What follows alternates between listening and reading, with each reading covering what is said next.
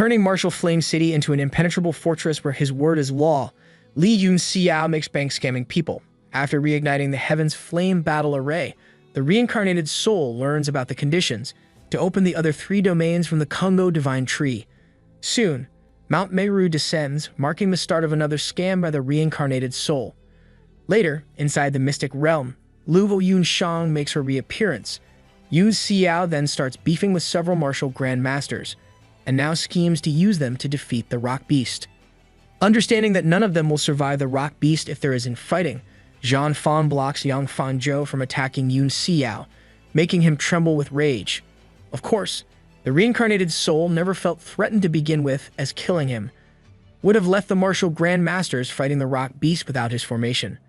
Meanwhile, Zhang Fan convinces everyone else to work together for the time being as well. Sue Chue agrees to the arrangement, promising to personally kill anyone who screws up.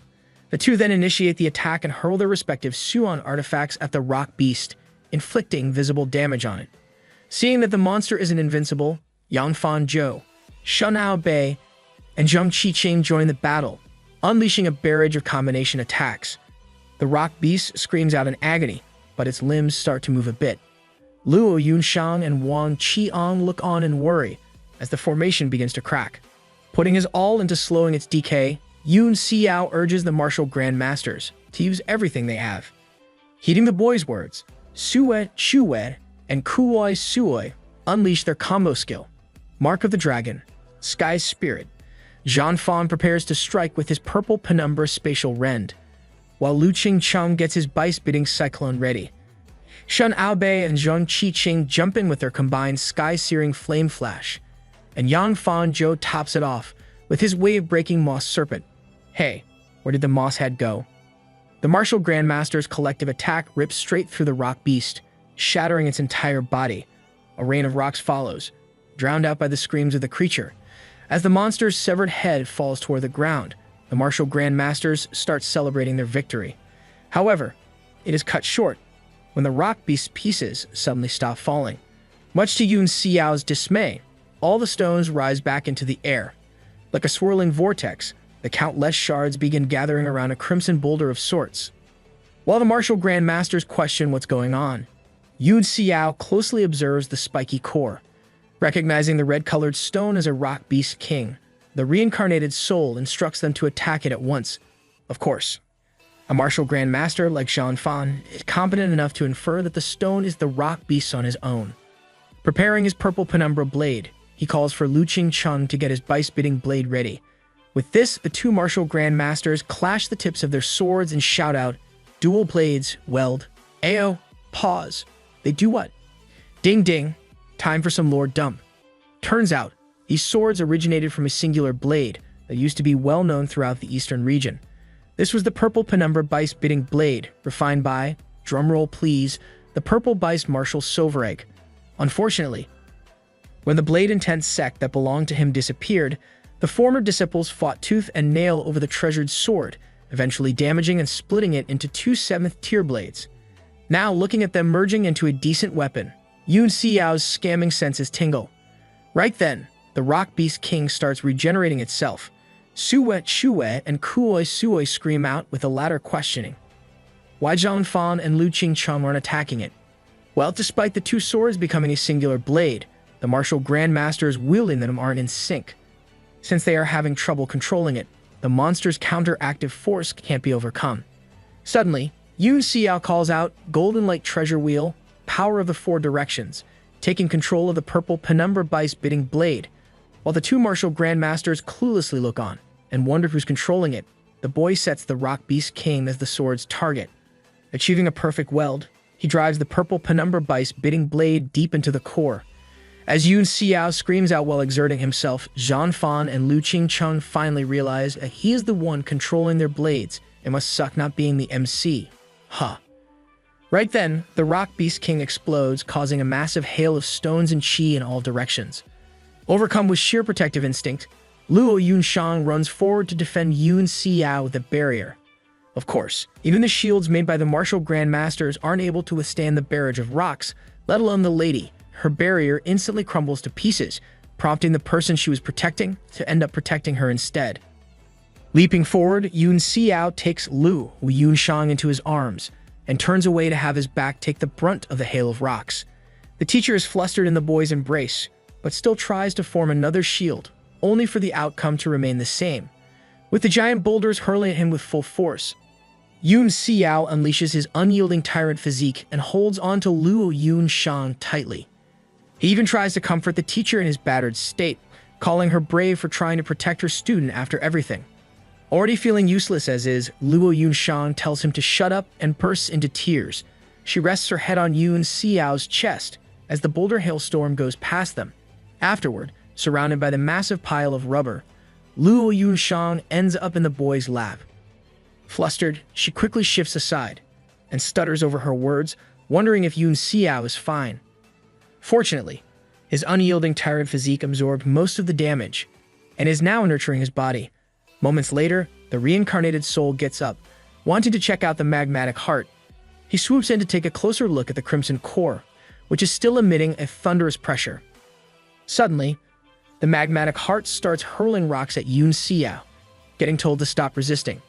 Assuring the rock beast king that he isn't going to kill it, the reincarnated soul orders it to serve him instead. With this, he seals the magmatic heart with his divine scriptures, calming it down. As soon as Yun Xiao tries to pick up the treasure though, Zhou Ziyuan jumps out of nowhere and uses his small heavenly mirror to stop him. Of course, just like before, the bogus mirror doesn't do anything to the reincarnated soul. The martial Grand Master demands that Yun Xiao hands him the 7 constellations realm cultivation essence and the magmatic heart if he wants to live, getting miserably ignored. Putting the magmatic heart in his storage ring, the boy presses Zhou Ziyuan for not being there. When everyone else risked their lives, Blood really got caught in 4K. After all, locking the space with his small heavenly mirror would have mitigated the explosion greatly. However, everyone is dead or heavily injured now, while Zhou Ziyuan remains perfectly healthy, telling Yun Xiao to pipe down. The martial Grand Master insists that he just ran faster than everyone else. Being a dumb ass, the latter threatens to take the former's life if he doesn't hand over the treasures. Unfazed by the solo martial Grand Master, Yun Xiao proclaims that he is free to try, making him tremble with fear. Noticing this, the boy questions how Zhou Ziyuan expects to fight him when he is already this intimidated. Right then, Wang Qiang chimes in, deciding he wants to risk fighting Yun Xiao for the treasures instead. The 3-star martial Grand Master wants no smoke fair and square though, so he takes Li Yun Xiao hostage. Feeling like a burden, the teacher begs Yun Xiao not to hand over the cultivation essence, and just to venture later. Saying this, she suddenly pushes Wang Qiang's knife to her truth, shocking him greatly. Enraged that his hostage is doing as she pleases, the martial Grand Master roughly pulls her head by grabbing her hair. Wang Qiang then paralyzes Li Yun Xiao with his superior cultivation, causing her to burst into tears. Overcome with immense rage, Yun Xiao demands that he release her. Prepared for his mental attacks, Wang Qiang tells the boy to choose between Li Yun Xiao and the 7 constellations realm cultivation essence. Suddenly, the very ground they are standing on shatters, leaving everyone confused, including Yun Xiao.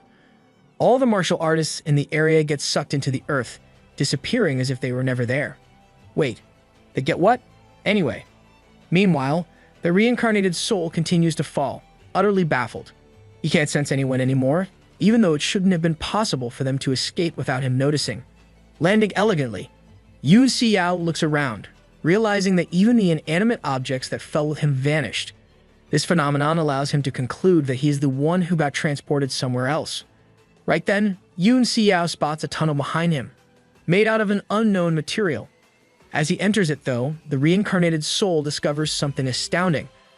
The markings inside the tunnel prove that despite Mount Meru's opening and closing trends that have withstood for tens of thousands of years, someone has stayed within it for an extremely long amount of time. Since he still can't sense Li Yun Xiao, Yun Xiao continues to investigate further, finding many formation markings and ancient scribbles everywhere inside the tunnel. All this convinces him of one thing: Mount Meru isn't a natural occurrence, and is instead linked to the ancient martial artists. Upon touching just one of the engravings, Yun Xiao finds that it has rules set in them. Wondering what it means for the entire tunnel, he decides to test something out and unleashes his divine scriptures. Lo and behold, they resonate with the scribble on the tomb-like structure, causing it to glow with a bright blue glow. Moments later, all the engravings in the tunnel flare up, lighting a path to a teleportation array. Walking up to it, Yun Xiao tries to recall the World God Monument, since his life might be in danger there. Much to his dismay, the tunnel has severed his connection with the Suan artifact. To make things worse, the reincarnated soul can't even make out any part of the mysterious teleportation array. Even with his strength crippled to such an extent though, Yun Xiao decides to keep moving forward, hoping to find Li Yun Xiao as soon as possible. Moments later, he finds himself in a void, only having stairs of qi leading somewhere, since the mysterious phenomenon isn't harming him. Yun Xiao starts walking. As soon he takes a step though, pure tyrannical power begins to flow to his Dan Tian, reminding him of the godly evolution and godly realm techniques. Regardless, everything seems safe, so Yun Xiao is in no hurry to investigate the strange occurrence. He keeps moving forward, obtaining mass amounts of primordial qi with each step. Protagonist privileges really putting in over time as usual.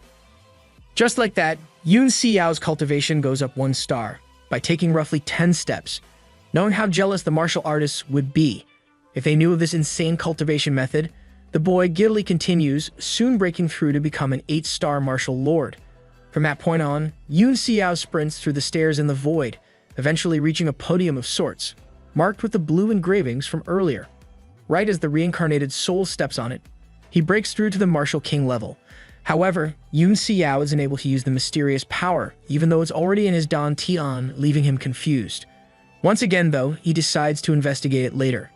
For now, the boy turns his attention to the strange scribbles and opts to repeat what he did in the tunnel. Unleashing his divine scriptures, Yun Xiao copies one of the markings onto the center of the podium. Lo and behold, the engravings start resonating with the godly writing. Moments later, a pillar of light erupts from the podium, brimming with the blue scribbles. Familiar with this occurrence, Yun Xiao realizes that he has once again come across some powerful divine scripture. At its core, the reincarnated soul finds a tiny golden blade made out of a mysterious material. Does Bro's plot armor never run out? Since it is strong enough to block his universal detect, Yun Xiao understands that the blade is an extraordinary Suan artifact, and discreetly yoinks it out of the pillar, hoping nothing bad happens. Right then, Hortal appears beside him, filled with the chatters of people in Mount Meru. Realizing that he is still in the mystic realm, Yun Xiao steps into the portal. As he exits the void, the stairs that helped him break through to the martial king level dissipate. More lore dump time. According to legends, the center of Mount Meru has a grand estate called the Meru Divine Palace, containing endless treasures of extreme value. Although no one has ever managed to find it, the mystic realm's current descent has caused this legend to resurface, with people bringing many tools like maps and such to find the Meru Divine Palace. Lo and behold, it has finally come to pass, as the Divine Palace of Legends is revealed to Mount Meru's participants. Holding Li Yun Xiao hostage, Wang Qiang flies toward the Meru Divine Palace, with Zhou Ziyuan and Yan Fan Zhou trailing right behind. Filled with rage, the martial grandmasters wonder if Li Yun Xiao died in the tunnel earlier. While the two grit their teeth, Li Yun Xiao cries, lamenting that her uselessness caused things to turn out like this. Suddenly, Zhou Ziyuan and Yang Fan Zhou's entire moods change, as they realize that the Meru Divine Palace contains treasures far more valuable than the cultivation essence. They zoom past Wang Qiang, leaving him annoyed, infuriated that he has to carry around a massive liability like Li Yun Xiao, until he knows Yun Xiao's status for sure. The martial grandmaster joins the other two. Meanwhile, numerous martial artists go ham on the Meru Divine Palace, unable to break through it. Having exhausted their options, many others, including Ding Linger, decide to cultivate in the dense sea of qi instead. As the martial grandmasters land, the girl is surprised to see Li Yun Xiao with them, and quickly approaches her to inquire about Yun Xiao's whereabouts. Right then, Wang Qiang threatens to kill the lady, prompting Ding Linger to completely change her demeanor. Since the martial grandmaster dares to use an acquaintance to threaten her, the girl has no problem just killing him. With this proclamation, Ding Linger charges at Wang Qiang, forcing him to release Li Yun Xiao. She then hits the man with a palm strike, sending him flying. Understanding that Ding Linger is way stronger than her, Wang Qiang runs away. Afterward, the girl checks up on Li Yun Xiao and asks about Yun Xiao's whereabouts. Not knowing anything, the teacher shakes her head. However, Ding Linger remains calm, guessing that the boy must have found something to disappear like this. The girl even comforts Li Yun Xiao, who feels that she won't even be at peace if anything happens to Yun Xiao. Of course, Ding Linger couldn't care less about the lady's feelings and gets annoyed. Ayo, Gertly didn't even hesitate. Right then, Tang Yuan, belonging to one of the Commerce Alliance's council guilds, the Four Poles Commerce Guild, shows up to annoy the young mistress even more by acting like a creepy flirt. Despite getting blatantly rejected, Tang Yuan continues to act like a condescending mark and invades her personal space. Not only that, but he even insults the Tianyuan Commerce Guild and makes some truly disgusting comments about Ding Linger with it. Finally snapping, the young mistress strikes Tang Yuan right on the forehead.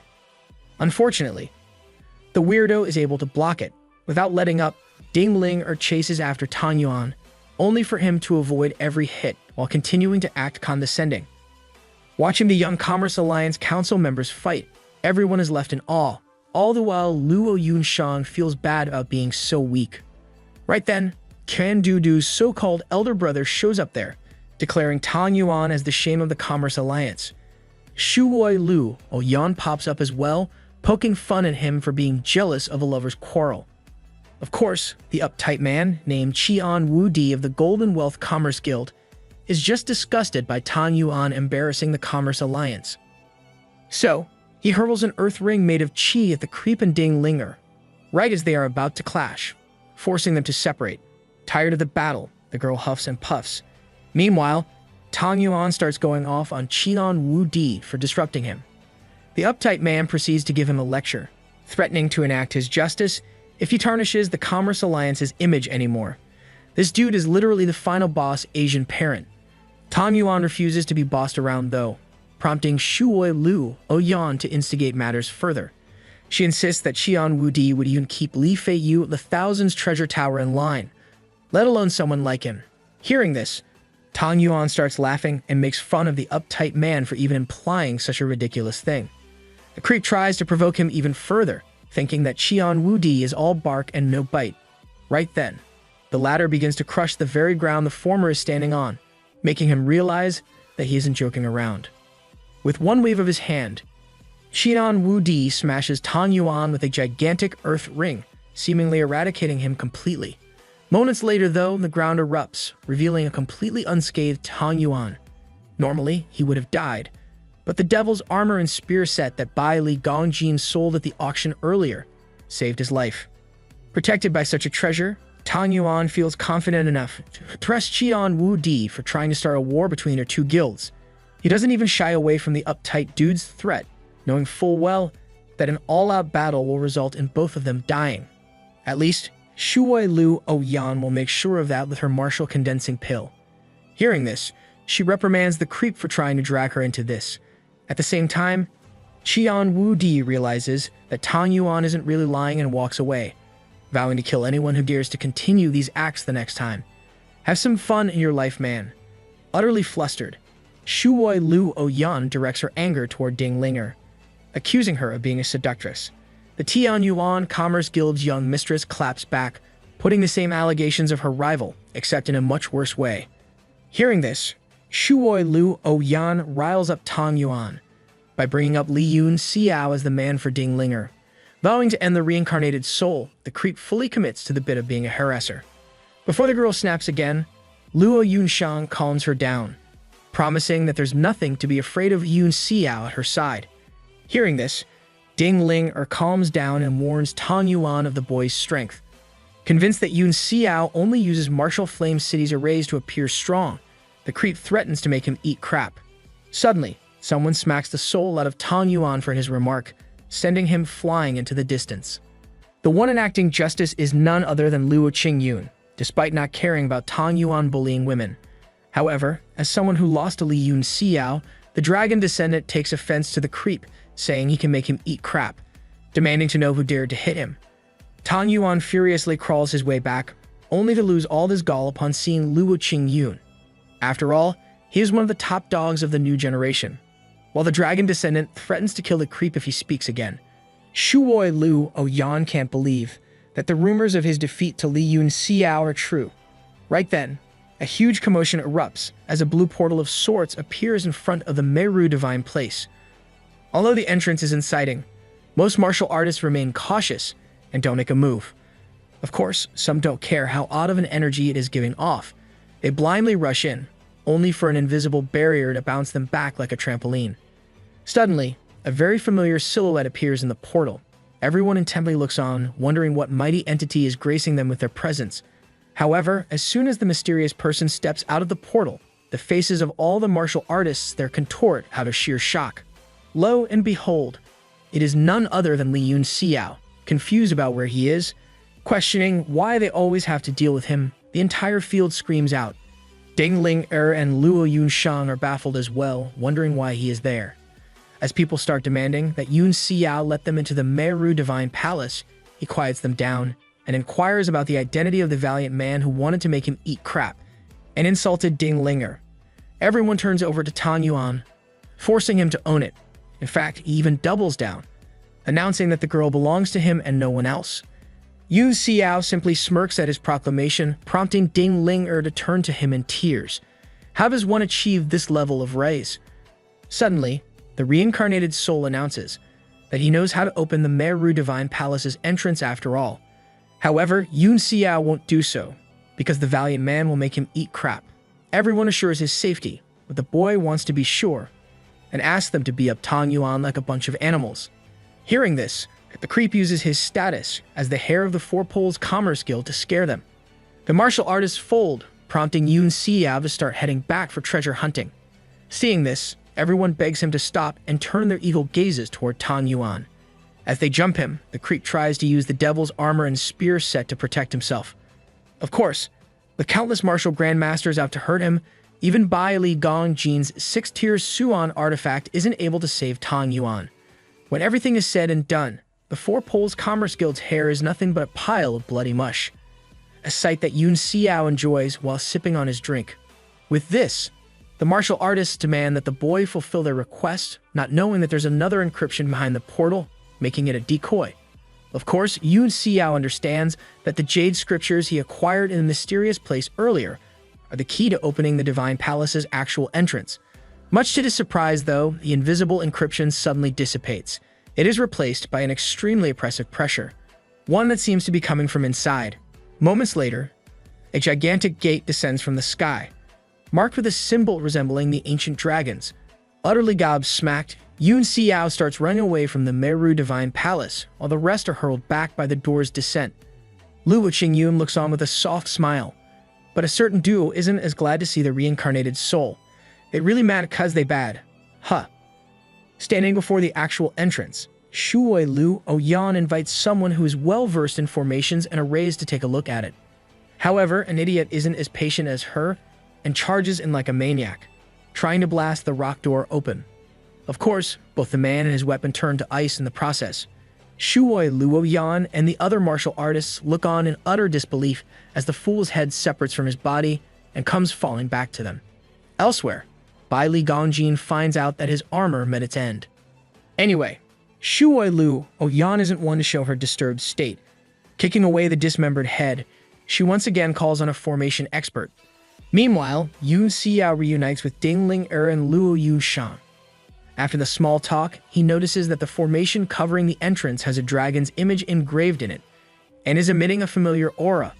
Luo Qingyun also feels something ominous, as refining an ancient true dragon, a creature of the 10 ultimate realm, into a formation core would make the Divine Palace's owner an unimaginable being. Right then, a timid expert named Su Feng steps up to take a shot at the mysterious formation, albeit seeing it for the first time himself. Turns out, he belongs to the Northern region's legendary Su family, which is one of the major pioneers in formation engineering. As fate would have it, it is led by a disciple of the royal throne martial sovereign, Tang Huang, who is one of Gu Feiyang's disciples. Yun Xiao is intrigued, but Su Feng doesn't manage to decipher the formation at all even a whole hour later.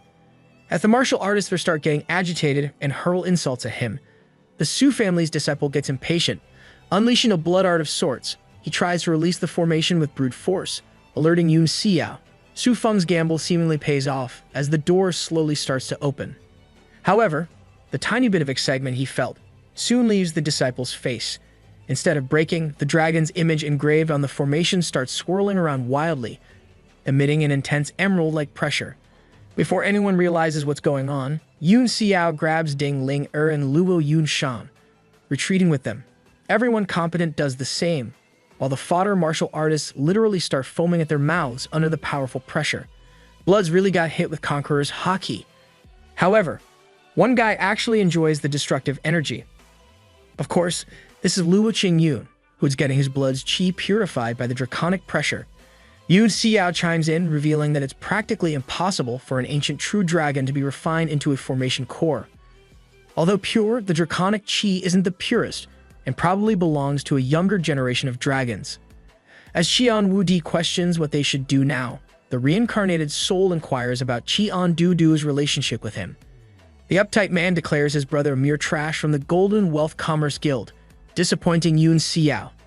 Turning over to Luo Yun Xiao and Ding Linger, the reincarnated soul tells them to take his hands. All hot and blushing, the two women do as they are told. With a smile on his face, Yun Xiao starts walking toward the Meru Divine Palace's entrance.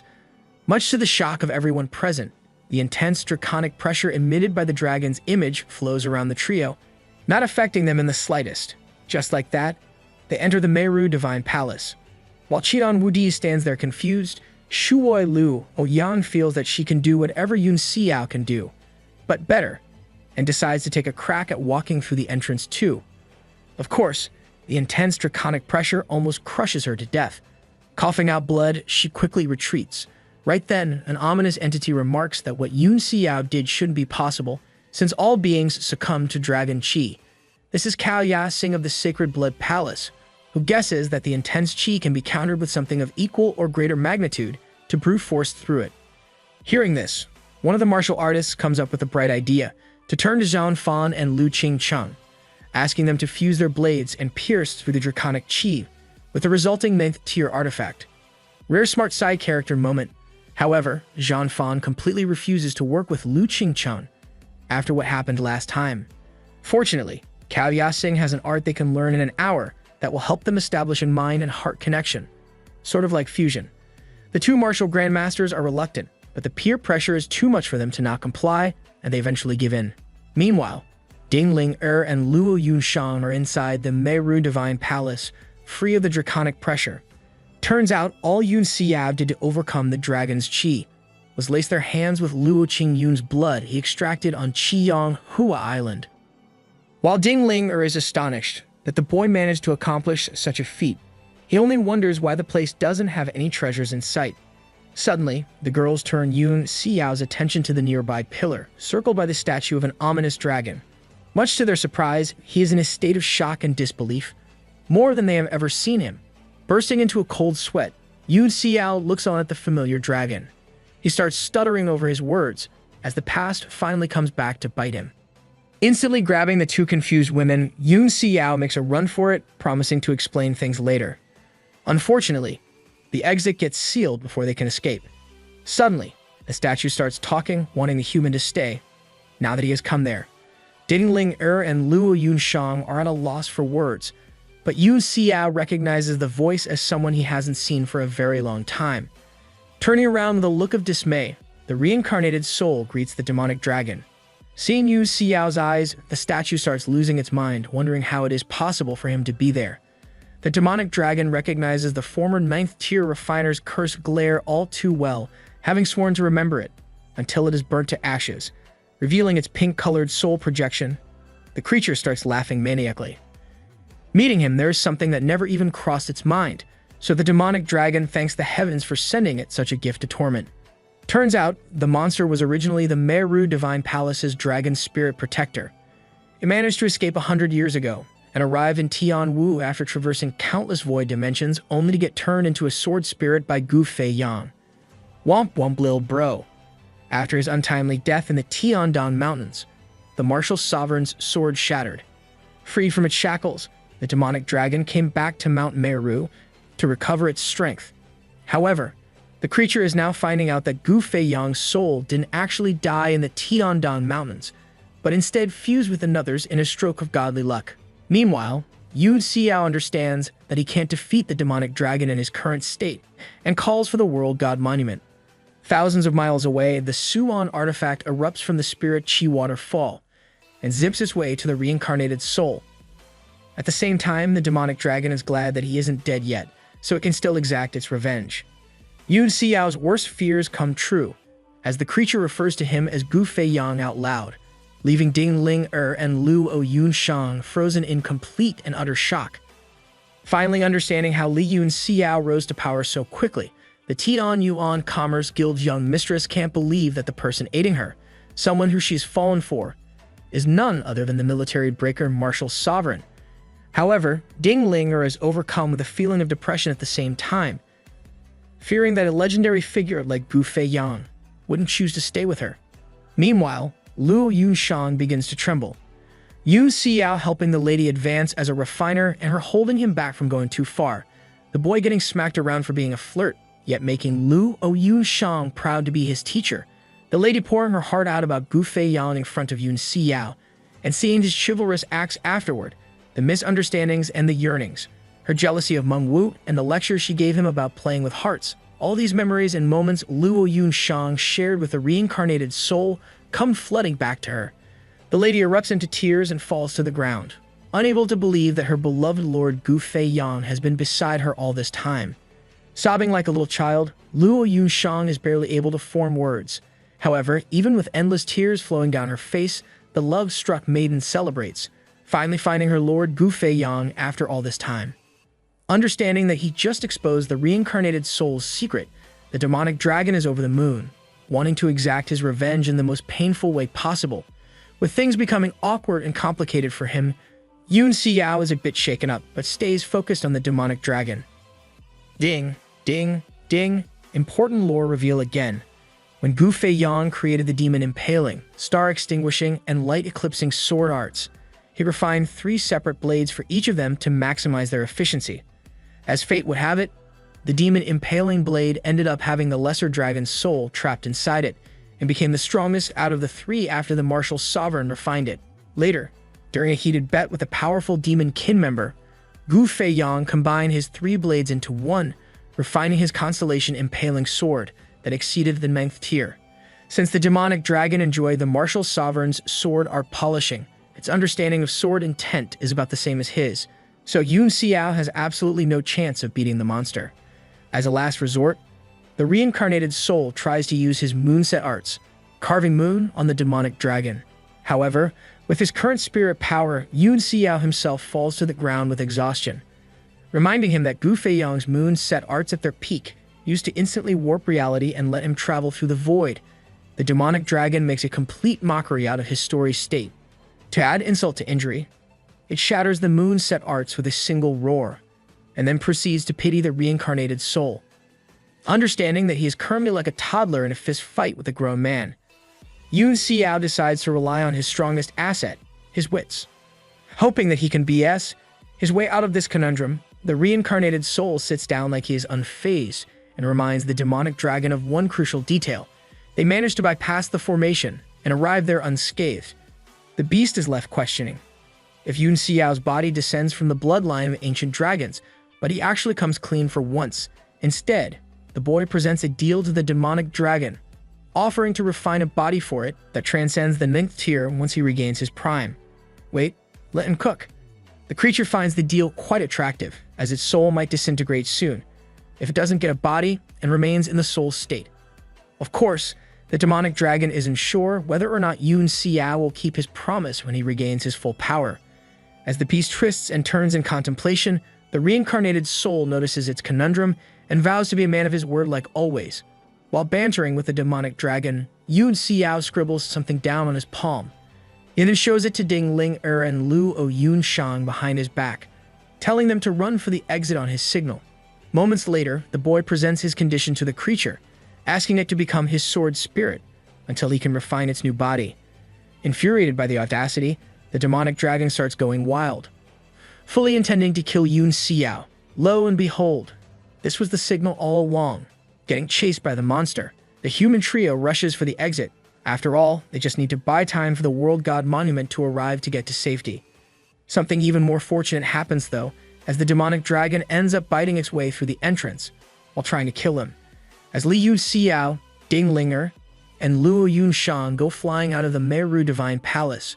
The purple penumbra biting blade takes aim at the demonic dragon, albeit accidentally. As the demonic dragon breaks through the entrance, Zhan Fan and Lu Qingcheng's fused sword ends up stabbing it. While martial grandmasters at the scene are left in utter disbelief, Yun Xiao skedaddles away from there. Suddenly, the demonic dragon starts growling, annoyed that someone poked him with something. No one dares to speak, except Zhan Fan and Lu Qingcheng. Acting like they literally weren't the ones responsible, the two start yapping about random stuff. "Go to hell," screams out the demonic dragon, emitting intense draconic pressure with its roar. Meanwhile, Zhou Yizuan and Yang Fanzhou notice that Yun Xiao running away from the calamity, although don't give chase due to the hectic situation. A couple of martial artists try to rile everyone up, insisting that they can attack the injured dragon's soul and split the rewards. Just moments later, though, the beast rips them apart. The demonic dragon charges toward Li Yun Xiao, blowing away anything and everything in its way. Qidan Wu Di and Shuoi Lu Yan start running away as well, but Lu Qingyun is frozen in place. A heaven-sent empire disciple erupts into a grin, understanding how valuable a dragon's soul is to him. Soon, Lu Qingyun realizes what he has to do, and so, the dragon descendant runs away as fast as he possibly can, leaving everyone in the dust. Hey, at least he is self-aware. Refusing to fall behind him, Shuoi Lu Yan summons her butterfly wings and Qian Wudu brings out his earth ring.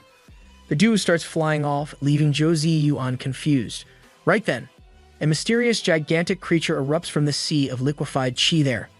Luo Qingyun, Shuoi Luo Yan, Qian Wu Di, and Cao Yasing all lose their minds upon seeing that it is a green phoenix battleship captained by none other than Li Yun Xiao. Almost as if to mock them, the reincarnated soul is flying back ward with his defenses up. Of course, this is another one of his scamming schemes.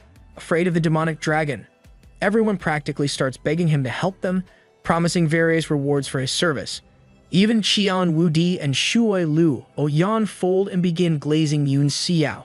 All the while, he enjoys his best life with Ding Ling and Luo Yun Xiao at his side. However, despite the tempting offers, the reincarnated soul remains doubtful.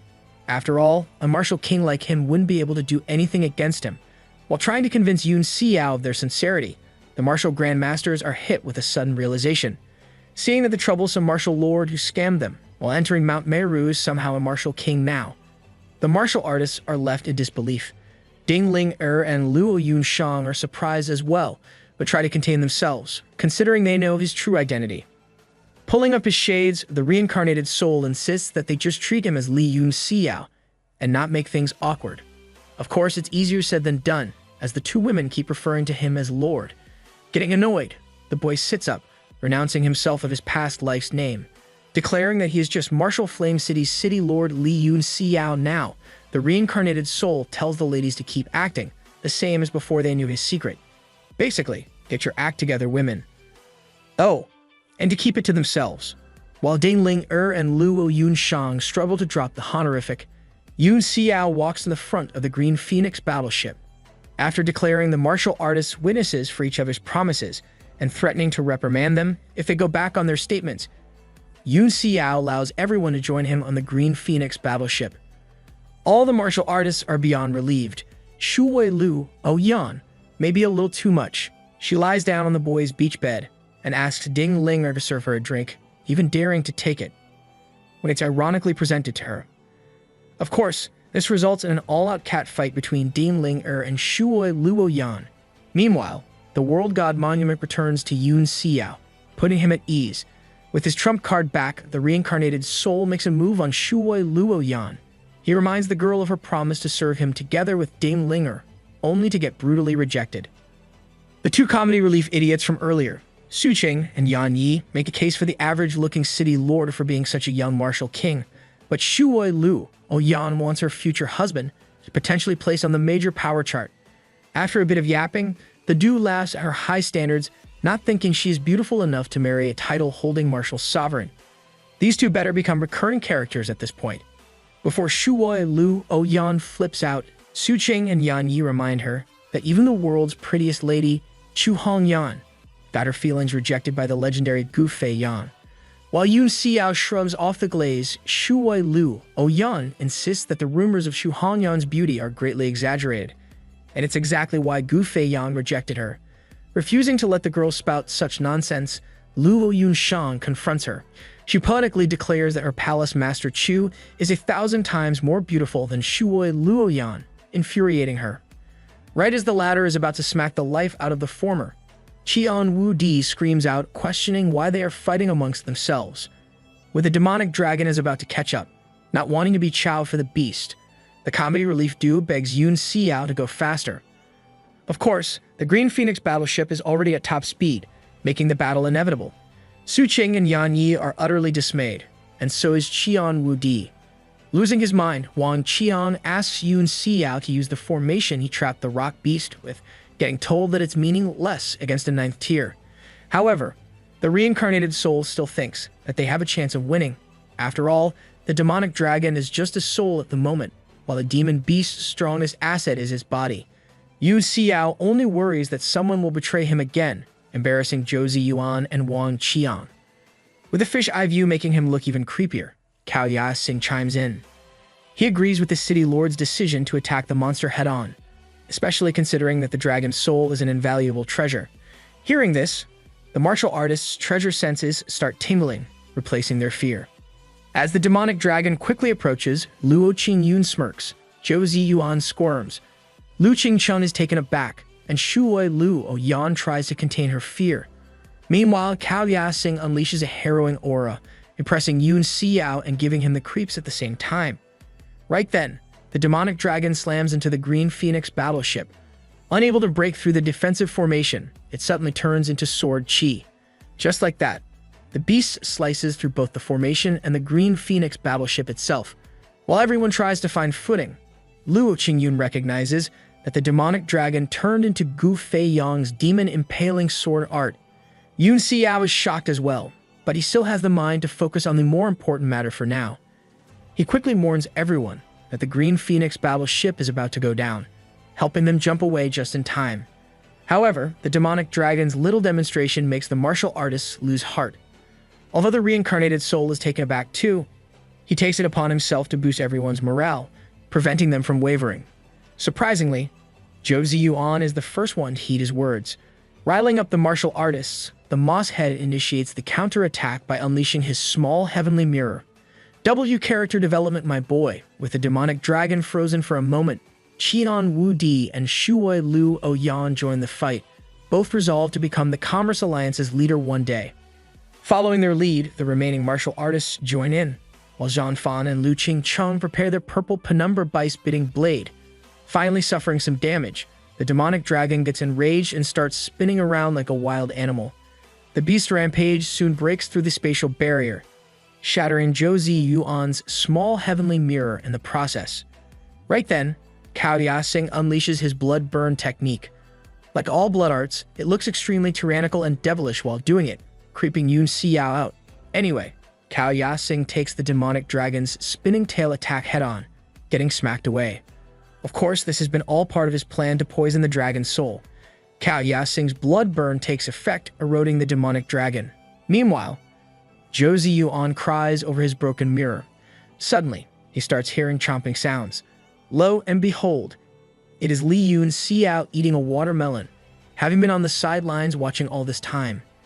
Yeah, this dude Zhou Ziyuan screams out, considering he reprimanded him for doing the same thing earlier. The boy tries to BS his way out of the allegations, but everyone starts getting mad at him. Chop chop, better get to work, my goat. Throwing away his watermelon, Yun Xiao finally joins in. He brings out his Heaven's Flame Battle flag, lighting up the demonic dragon. Moments later, the effects of the Heaven's Flame Battle array come into play, overwhelming the dragon's soul with multiple flaming dragons. Infuriated, the ancient spirit screams out Gu Feiyang's name, thankfully getting drowned out in the fire. Seeing Yu Xiao unleash a 9th tier formation, Zhou Ziyuan realizes that he was courting death by threatening him earlier. However, the demonic dragon isn't impressed by the broken formation and roars out to break through, only to find itself in another world. Unleashing the godly realm techniques, suppression. To contain the beast, Yun Xiao presses Zhang Fan and Lu Qingcheng to hurry up. Thankfully, the martial grandmasters are finally ready to unleash their purple penumbra bice-biting blade, scaring the demonic dragon.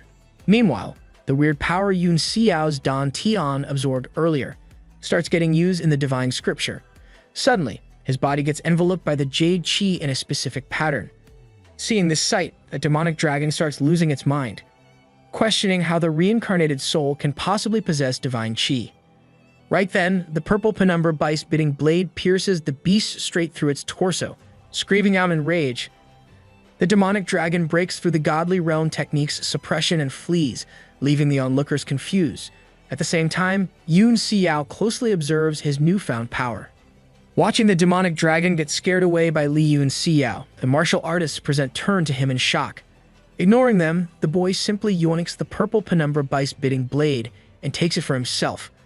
Zhang Fan and Lu Qingcheng try to recall the sword, but doesn't listen. Yun Xiao thanks the two martial grandmasters, though it's hardly a donation, since he forcefully severed the tight link between their mind and the purple penumbra bice-biting blade with his superior universal detect suppression. Du should legally add scammer to his name at this point. While Zhang Fan and Lu Qingcheng are brought to tears, Lu Qingyu gets excited, announcing that the demonic dragon has left behind a lot of its purest part, the dragon essence. Suddenly, Yun Xiao starts sucking it all up with his creation link. Luo Qingyun flips out, refusing to give up the dragon essence so easily. A heated back and forth follows, with the two warriors having a sucking battle for treasure. Ao. Pause. In the end, Yun Xiao ends up absorbing most of the dragon essence that he didn't even know was there, until Luo Qingyun told him. The boy then signals Luo Yunshang and Ding Linger, quickly scurrying away, before he gets jumped by everyone there. While Luo Qingyun throws a tantrum, even the comedy relief duo ends up questioning the extent of Yun Xiao's strength. Getting curious as well, Cao Yasing asks the dragon descendant about it. With his head lowered, Luo Qingyun declares Yun Xiao impossible to read, and feels like even he is no threat to him. Hearing this, Shuoi Luo Yan gets nervous, regretting being so rude to Yun Xiao. At the same time, Wang Qiang wonders if they should chase after the boy. However, Qian Wudi advises against it, and so all of them just decide to spend the remaining time cultivating, including the sad and depressed artifact lost trio. Meanwhile, Li Yun Xiao heads back to the Meru Divine Palace. Walking past the countless bodies, he enters the building through the broken entrance. There, the reincarnated soul tries to convince the demonic dragon's statue that they are the ones for each other. However, the beast isn't having any of it and threatens to blow them both up. Blood really went full kamikaze style, expressing hope that he will be able to break through the 10 ultimate realm in this lifetime. Yun Xiao reiterates his earlier offer for the monster. After a momentary pause, the latter questions how the former possesses divine qi, getting told that he got it by pure chance. Unable to believe what it just heard, the demonic dragon inquires about the mysterious small golden blade from earlier. As Yun Xiao brings out the item, the beast reveals its soul and wonders if all this is fate. Well, if it is, the demonic dragon is willing to be Yun Xiao's sword spirit, though only if he finds a better blade. Of course, the reincarnated soul convinces the creature that the purple penumbra bice-biting blade isn't that bad, and seductively invites it to be with him again. Like the majestic being that it is, the demonic dragon reaches for the sky, melodramatically bidding farewell to its freedom. Ruining the moment, Yun Xiao tells the beast to stop pretending like it is going to die, and puts the 9th-tier blade above his head. The demonic dragon annoyedly enters the sword, giving birth to the majestic dragon spirit purple penumbra bice-biting blade. After welcoming his old friend back, Yun Xiao inquires about the small golden blade and divine qi. Turns out, the former is the key to opening the Meru Divine Palace, while the latter is a power only the 10 Ultimate Realms fighters can wield by walking the path of divine arts. Ignoring all that, Yun Xiao focuses on the more important matter, like why is the demonic dragon's new appearance hot. Moments later, his teenage brain finally catches up to the revelation of divine arts. The reincarnated soul is in awe, unable to believe that another massive door is opening for him on the other side of the endless path of martial arts. At first, Yun Xiao is a bit intimidated by the challenge. However, his frown soon turns upside down as the prospect of divine arts begins to excite him. Bro, just like Goku for real. Right then, Luo Yunshang and Ding Ling arrive. Unable to see the demonic dragon, they wonder why the boy is talking to himself. Meanwhile, the hot spirit reveals that the Meru divine palace they have been in so far is just a reflection, and tells Yun Xiao to use his universal detect below. Doing as told, the reincarnated soul finds an insanely deep ocean of chi. However, his universal detect gets hindered by a mysterious power around 1,000 meters deep, exactly where the actual Meru divine palace is. After getting Ding Ling and Li Yun Xiao to safety inside the World God Monument, Yun Xiao starts heading for the legendary place. Enjoying the sea of condensed chi on the way, he soon arrives at the underwater building. Although the Meru divine palace emits an insanely strong pressure, the reincarnated soul is able to push through it with his divine scriptures. Before opening it with a small golden blade, though, he asks the demonic dragon about the creator and internal workings of the Meru divine palace. The beast is just as clueless as him, but Yun Xiao proceeds anyway. Proving that danger is his middle name, the fearless city lord charges ahead. Swimming around, the reincarnated soul soon finds the Meru divine palace's keyhole. As soon as unlocks it with a small golden blade, an intense pressure erupts, pushing even the dense sea of chi back. Under the protection of his divine scriptures, Yun Xiao withstands it and stands before the grand entrance in awe. However, as soon as he enters, his amazement turns to disgust. Accidentally stepping on a skeleton arm, the reincarnated soul freezes in place. He takes a look around, only to see corpses and smell death. With the hall basically being a massive tomb, the demonic dragon urges Yun Xiao to be careful and not die. Right then, 5 silhouettes approach the boy, congratulating him for cracking open Camps's treasure hall. Gum Chiyu of the Beiming Palace, Li Mu of the Myriad Star Valley, Lu Feng of the Spirit Snatch Sect, Li Yun Hung of the Sword Steel Sect, and Deng Xian Juwei of the Crimson Crescent City, all belong to the so-called 7 Great Superfactions. Although their members aren't there, the Heavenly Knight Palace and the Skycrest Lung family are the other 2 sects that make up the 7 Great Superfactions, supposedly as strong as the Holy Region's divine capitals. These sects defy the holy laws in secret without repercussions, and have known about the Camps's treasure hall for a bit. With his role in the endeavor done, Li Yun Hung permits Yun Xiao to leave, only for him to reveal that 4 other grasshoppers have stowed away there as well. Getting called out like this, Qian Wu Di, Lu Qing Yun, Su Qing, and Cao Yasing reveal themselves. Li Yun Hung acts all high and mighty, allowing the 4 to enter the Camps's treasure hall with them. Of course, the strongest ones amongst Tiandang Wu's younger generation know that no one worth anything from the 7 Great Superfactions would bother coming to Mount Meru and square up for a brawl. Dudes didn't even bother denying the allegations. Before the 2 parties start duking it out, Yun Xiao announces that he doesn't want to die in their fight and will be heading inside. Hearing this, the members of the 7 Great Superfactions come to their senses, promising to deal with the others. Once they get out, the 5 warriors rush inside. Suddenly, all the skeletons in the hall erupt with an ominous energy and start gathering, blocking their way. Soon, the bones give shape to a gigantic 3-headed and 4-armed skeletal samurai. Unfazed by the dead bones, the Sword Steel Sect's disciple riles up his fellow martial artists and leads the way by cutting through the enemy, impressing Yun Xiao. The other 4 follow, shattering the gigantic skeleton to bits. Just like that, the 5 martial artists advance without breaking a sweat. Turns out, the reincarnated soul pulled the earlier stunt deliberately all along. Since they are desperate for attention, Yun Xiao wants to let the 5 martial artists show off and pave the way for them in the process. Impressed by the boy's scheming ways, the other 4 decide to follow his lead for now. Soon, the group arrives at a lifeless forest. Witnessing this horrible sight, Yun Xiao starts crying actual tears and throws a tantrum. After all, the fossils, there were once meant tier heaven-defying soul herbs, absorbing which would have advanced him to a 9 heavens realm martial sovereign. Just in, local MC is unable to cheat and gets mad.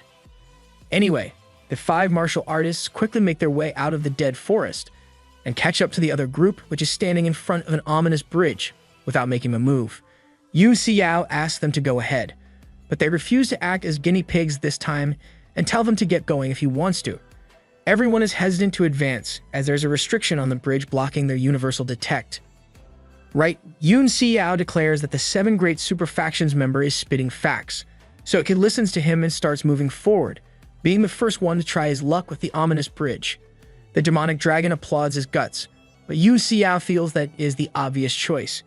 After all, none of the others would ever be brave enough to step up first, and they would all leave empty-handed. Resolved to explore the contents of the camp's treasure hall, the reincarnated soul charges forward. Even as a burst of ominous energy attacks him, he spreads it out with the floating life seal and continues marching onwards with no difficulty, being careful at the same time. Right then, Yun Xiao starts hearing the cries of a woman. Lo and behold, it is a mental attack that's messing with both his mind and soul. The reincarnated soul's eyes lose light, albeit regaining it just moments later. However, he finds himself in Tiandang Mountains, right at the start of his journey as nothing but trash, who couldn't even open his chakras. Suddenly, someone kicks Yun Xiao's face in, sending him flying to a nearby wall. On his knees, the boy coughs out a ton of blood, but he isn't off the hook yet. Just like the good old days, Lan Fei and his gang are there to bully the ever-living crap out of him. Completely powerless, Yun Xiao questions whether he is an illusion or if this is just his reality now. Hearing the reincarnated soul mutter such nonsense, Lan Fei and his gang burst out laughing. They start kicking his head into the wall, wanting to make sure he truly loses his mind, if he wants to act like an idiot.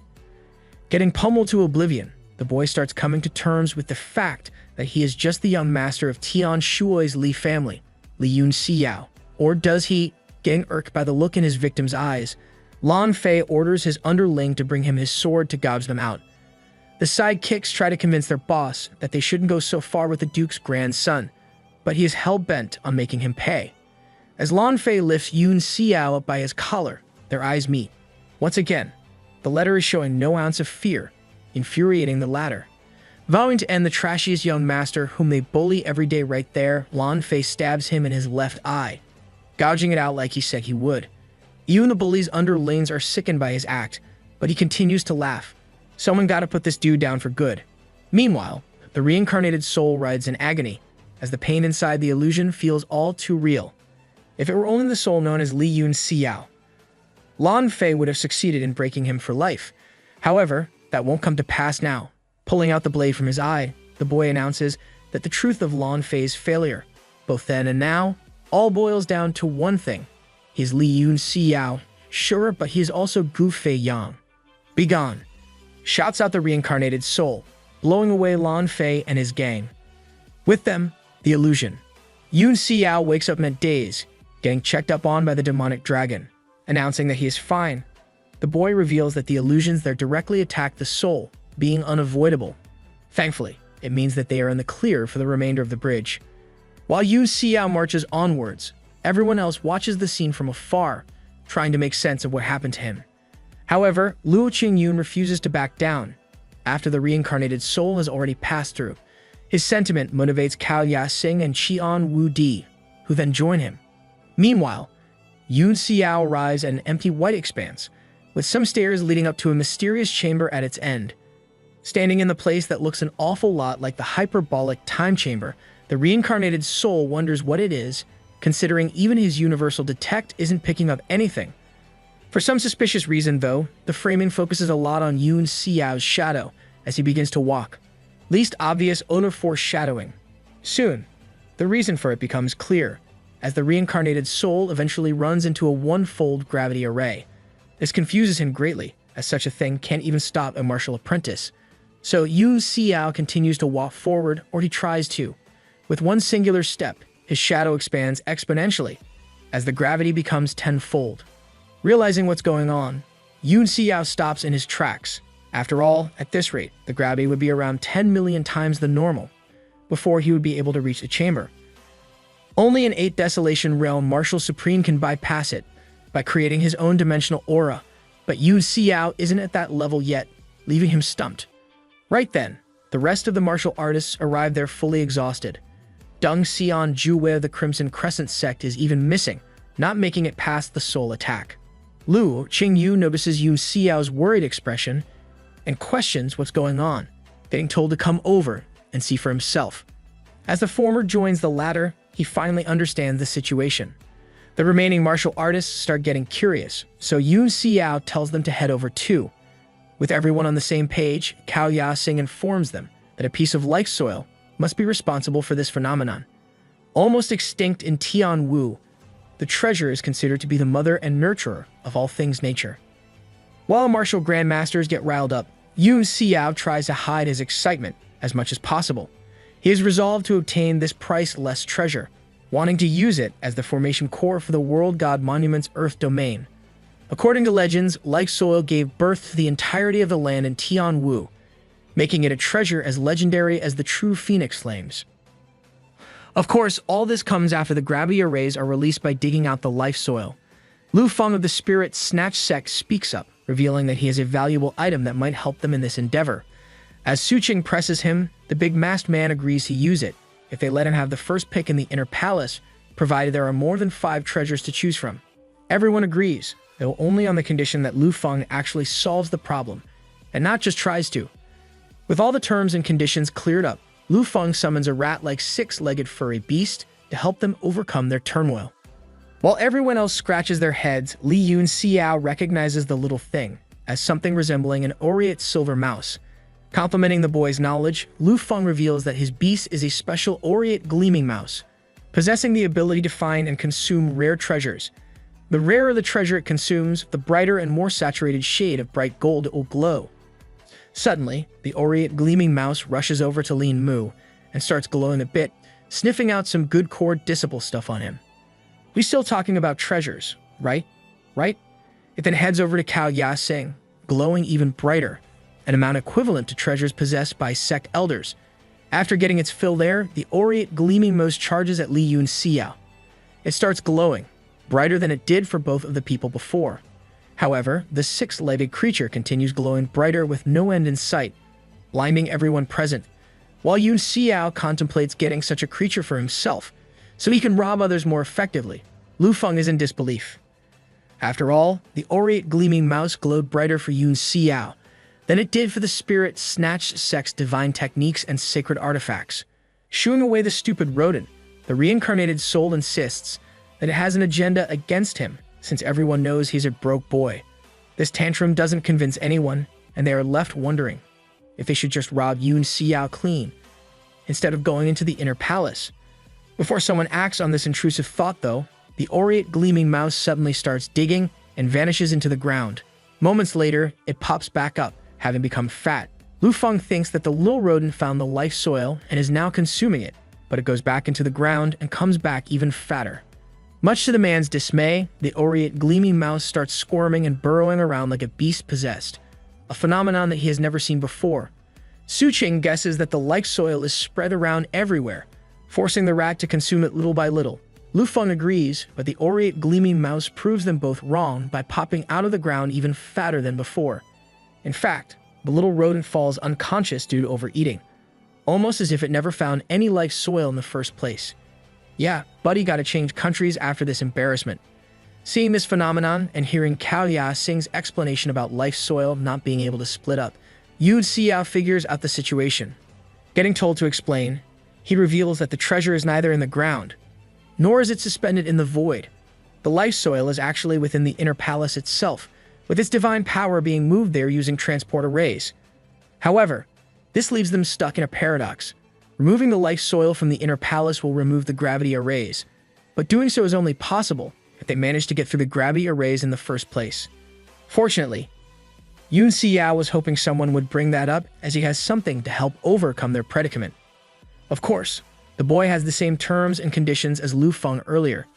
Knowing that Yun Xiao wouldn't try to strike a deal if he isn't confident, Luo Qingyun answers on behalf of everyone, accepting his proposal. With this, the reincarnated soul brings out the magmatic heart, or Little Rocky, as the demonic dragon likes to call it, after complimenting the spirit for having a naming sense as good as his own. Yun Xiao lies in wait, W self-glaze. Soon, Little Rocky starts emitting intense pressure everywhere, prompting the demonic dragon to sing endless praises for it. Meanwhile, the others are left questioning how the boy has a 7th-tier demon beast heart. Right then, the demonic dragon reveals that Little Rocky is trying to mold the land, but it's too hard. So Yun Xiao decides to help it out. Shocking everyone present, he brings out the dragon's soul purple penumbra biting blade and unleashes his demon impaling sword art to slice through the ground. A couple of reaction panels later, Little Rocky starts absorbing the traces of the life soil's chi there, soon developing a big and sturdy, yet clumsy body. Calming down his excited new pet, Yun Xiao issues it marching orders. With this, little Rocky starts heading for the chamber. Affected by the like-soil gravity array, it undergoes compression, reinforcement, and purification, gaining a formidable Mewtwo-like body as little Rocky makes it into the chamber. Cao Yasing and Su Qing are relieved. At the same time, Li Yunheng refuses to challenge Yun Xiao anymore. Moments later, the gravity arrays disappear. All the martial artists rush for the inner palace, soon coming across several legendary treasures. Much to the shock of everyone, the inner hall of the Meru Divine Palace is actually a mysterious formation, maintained using 5 9th-tier Suan artifacts: a blade, a bell, an armor set, a mirror, and a spear.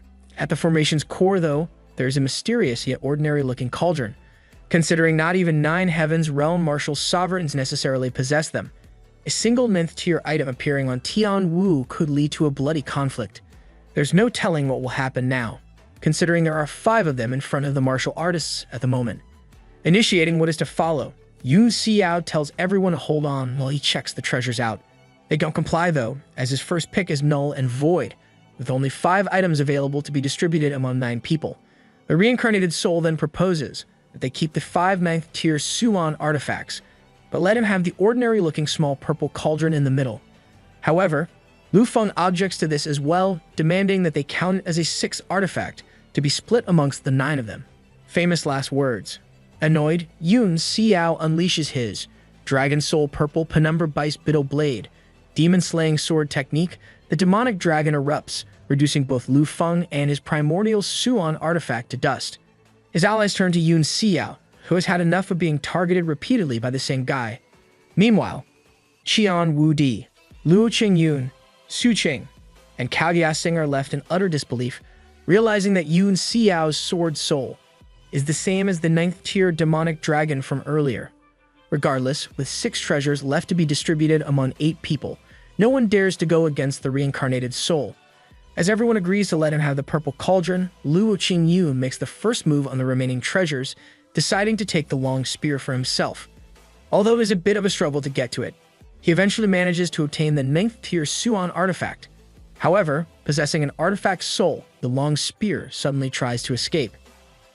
While the demonic dragon and Yun Xiao drool over Luo Qingyun's dragon blood, he unleashes his dragon blood refinement to take control of the 9th-tier Suan artifact. With only 4 items remaining, Cao Yasing declares himself as the most worthy after them. Su Qing and Qian Wu Di are about to go up against him, but the 7 great super factions remaining 3 members try to stick their noses where they don't belong. Right as Li Yunheng, Lin Mu, and Geng Qiyu are about to square up against Cao Yasing, Qian Wu Di, and Su Qing. All of them hear some clanking sounds. Turning around, they catch Li Yun Xiao in the act of stealing the gigantic 9th-tier bell. Greedy-ass dude, what a goat. Believing in finders, keepers, Yun Xiao moves on to yoink the next item, leaving everyone enraged.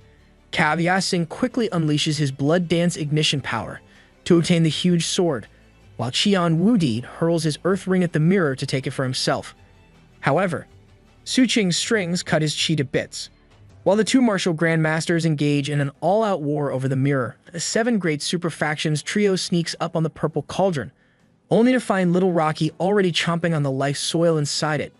Understanding that the life soil is even more valuable than the 9th-tier Suan artifacts, they try to steal it from the little beast, but to no avail. Suddenly, the legendary treasure starts glowing and seemingly explodes. Li Yunheng, Lin Mu, and Geng Qiyu go flying, forcing everyone, including Yun Xiao, who is currently busy stealing the 9th-tier armor, to turn to the blinding light.